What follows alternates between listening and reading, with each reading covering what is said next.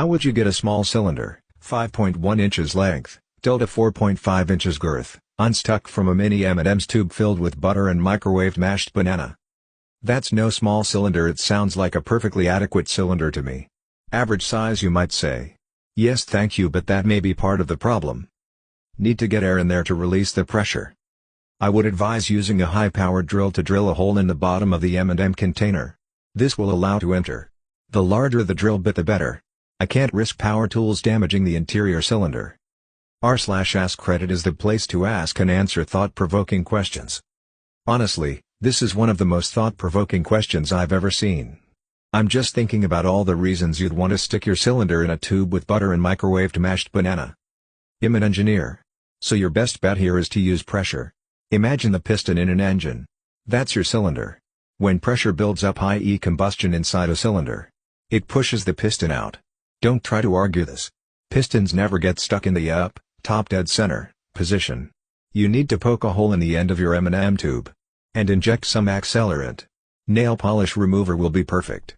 Then simply add fire near the hole and boom. Your cylinder and tube will no longer be stuck together. Nail polish remover's high vapor pressure might cause discomfort by drying the external layer of the cylinder out. Have you tried inserting another cylinder into the M&M's tube from the other side? If the tube had an opening on the other end, it would not be sealed. I will keep that in mind next time I try this experiment. This is a sexual thing, isn't it? My experiment does not involve anything sexual. If this cylinder were attached to another structure, like a body, if you will, I would hope this body has some sort of grounding structure, on which the greater structure stands. Imagine something like feet. Stick the feet in an ice bath, while simultaneously using a hot blow dryer on the mini M&Ms tube. Be sure to move the dryer enough to distribute the heat properly while avoiding the risk of melting plastic onto your perfectly normal size cylinder. Okay. I don't have a dryer readily available, but I might be able to do this. We'll return with results hopefully.